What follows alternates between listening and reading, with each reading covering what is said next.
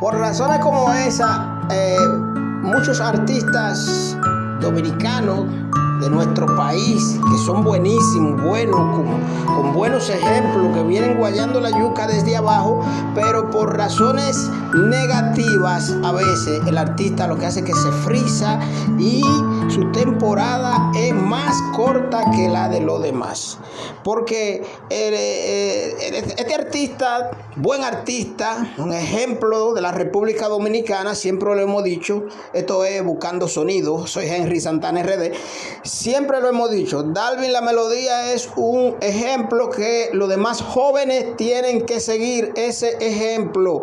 Pero mírenlo ahí, si usted subió tocando en fiestas patronales, en lugares abiertos, y su público quiere seguirlo mirando en fiestas patronales, su público quiere seguir disfrutando de esas músicas suyas, que es bastante buena porque usted tiene una buena voz y tiene un público que lo ha aceptado a usted tal y como usted ha subido desde el inicio.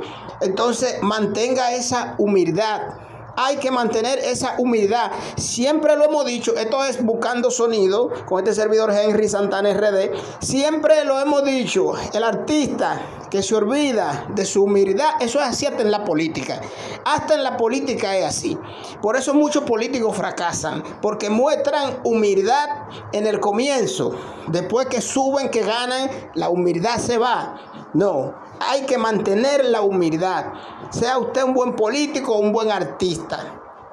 El público de Dalvin La Melodía necesita a Dalvin La Melodía en fiestas patronales, en tarimas, en lugares donde algunos de ellos lo pueden ver, porque ya no es todo el mundo que puede ir a una fiesta de Dalvin La Melodía, una fiesta que sea cerrada, una fiesta que sea en un sitio de eso por ahí, donde se le hace muy costoso a algunos de su público.